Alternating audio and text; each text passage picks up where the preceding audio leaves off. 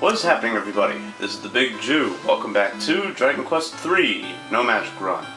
Dragon Warrior 3, whatever the hell you want to call it. Since last time I did the grinding that I was talking about last episode, I didn't get fighting suits for the heroes yet, or for the fighters yet, because I don't really need them, because their defense is pretty, sufficient there, yeah. I laced them all with medical herbs, because we need them for this area, obviously. Yeah, there's my little setup for Jessica: iron shield, half plate armor, chain sickle, and Loto has the broadsword, iron shield, and half plate armor. Nicely done. There we go. It took about an hour and a half total. For the first half hour, I actually grinded outside of the Cave of Enticement until I was able to get a second iron claw, and then I grinded outside of Romilly and got the shields, and then after getting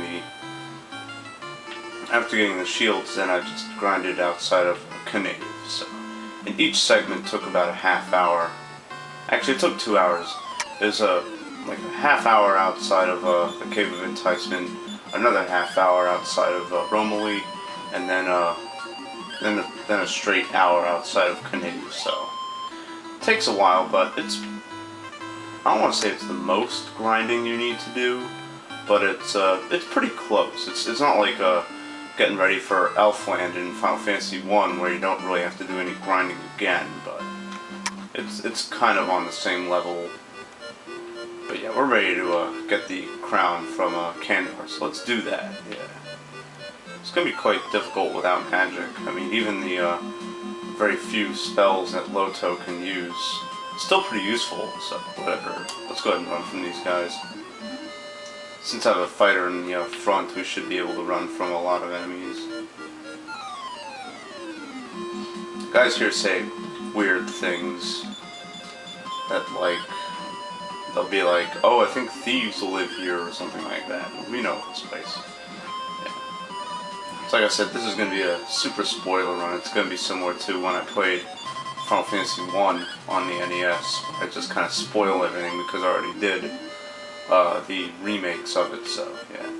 In this case, I did the SNES remake, not the GBA one. I think I said in the first episode I was doing a GBA remake 2 years ago. No, that was the SNES one. Yeah. The Super Nintendo translated version that never hit United States shores, to be quite honest, to be quite accurate. But whatever, we got the GBA version. The GBA version is pretty good. Or GVC version, whatever. Let's see, who needs to recover hit points? Because I'm going to have to get rid of a medical herb here. I guess I'll do Yangus. Yeah. Let's see, Jessica's not going to be using medical herbs at all. In battle. I mean, I think this is a Wing of Wyvern. Yeah, we're going to need that. Most definitely we're going to need that. That's to survive, most definitely. So take these guys out, should be easy to beat. Yeah, the enemies in the tower are pretty much the same as the ones outside of Kandar, so if you can do about 25 damage with ooh, we have a magic knife. Ah! So I want to get rid of something. You know what? No. So I can make 150 gold pretty easily just by fighting enemies. Hell, I just made like I think I made like 40 gold right there, so let's take out more enemies. Hopefully those killer bees won't numb anybody. Yeah, the fighters are disgusting. That was close. Their attack power is just off the chain. And their speed is also very impressive too, and they can land critical hits pretty easily. That's going to make them the aces in this playthrough. Yeah. So you just made $78 in one fight. It's pretty amazing. So, yeah. Army crabs, go away, I don't care. I think they can cast Increase in the Super Nintendo fan translation, if I'm not mistaken. I don't know. They can cast something that's really annoying. Aww.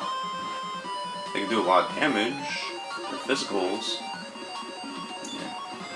Oh, come on.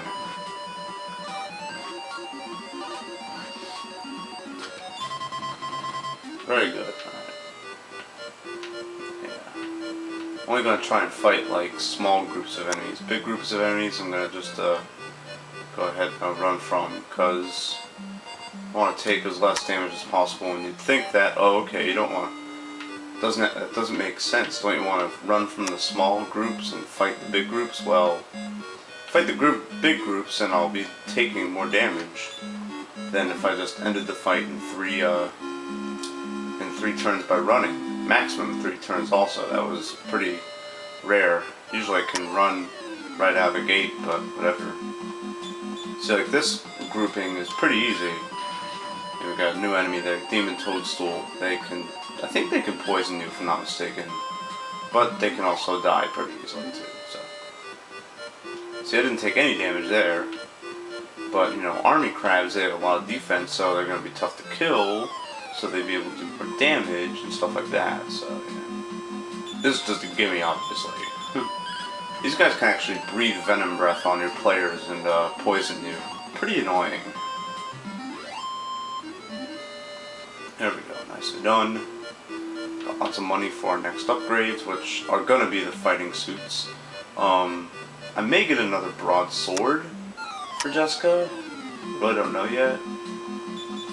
And we got gas clouds. They're pretty much like the same as magicians, only less defense and a little bit more hit points. That was easy. I love being powerful. Yeah, this place is a real challenge if you're not leveled up and if you're not upgraded. More if you're not upgraded than if you're not leveled. Take out those toadstools first, since they can do more damage than the silkworms. Whoa, never mind. I didn't think the silkworms would do that much damage. Well, I was wrong. I was as wrong as the wrong god. Jeez. Are you serious, game? Right in front of the staircase? At least I was able to run easily. I think that's all the treasure you get, is just the Wing of Wyvern and the money. Let's go ahead and head around here. Get into a random encounter right before the door again. Thanks, game. Run and fail, that's even better. Please don't poison everybody. Actually, I wouldn't even care. Oh, even toadstools can do a sweet breath. I had no idea they could do that. I know they have cousins who can do that, but I didn't know that they could do it. Interesting. Alright, let's go ahead and heal Jessica. It's actually very good that Jessica was able to, that only Jessica got poisoned in that exchange. Usually when the silkworm breathes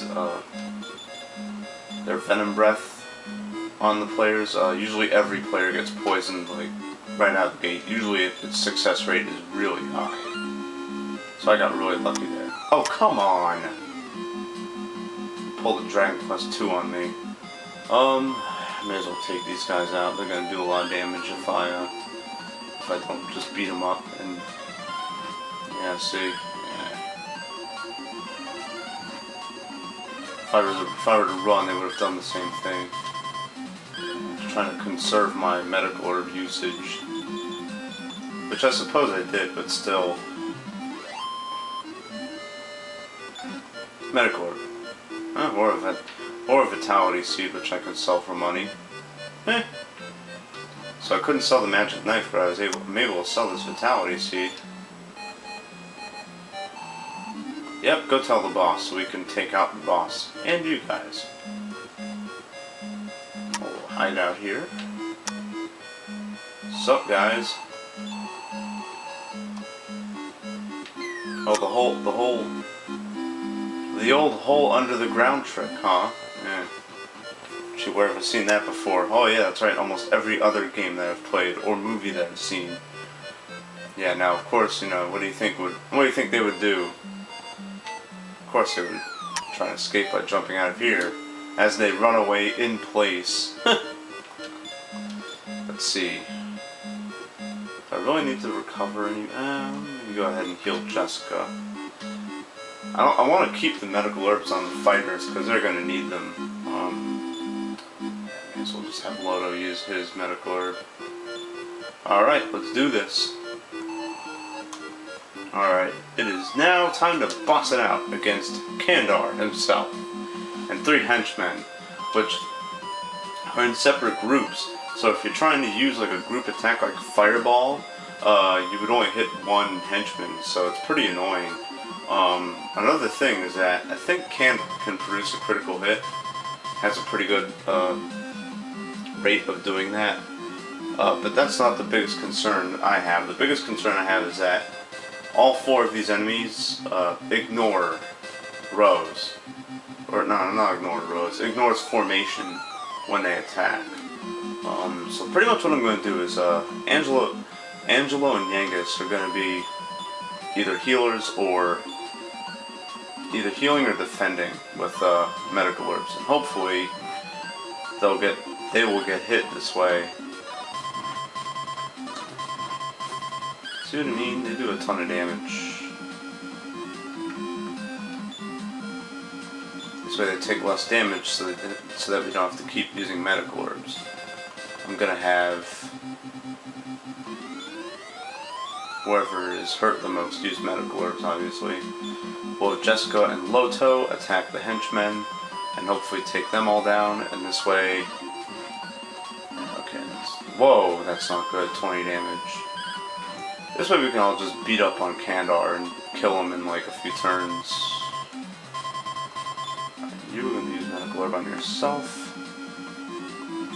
You will defend. No, you will not defend. You will use medical herb on Jessica because she's at 30 hit points.